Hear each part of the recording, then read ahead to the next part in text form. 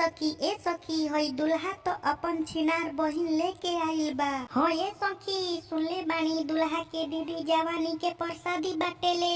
ई दुल्हा के छिनार बहिन जादू जी के देली, पाड़े जी के देली, तिवारी जी के देली। ए मौगा दुल्हा के तनी गारी गीत गरियावत। तनी सुनिला हमार गारी तब जइहा, तनी सुनिला दुल्हे के बहिन गंवारो का देली, अवारो का देली, फैजाबाद के थानेदारों का देली। तनी सुनिला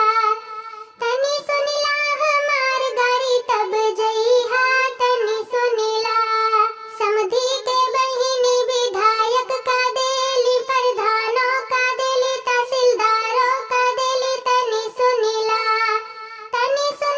हमार गारी तब जइहा, तनी सुनिला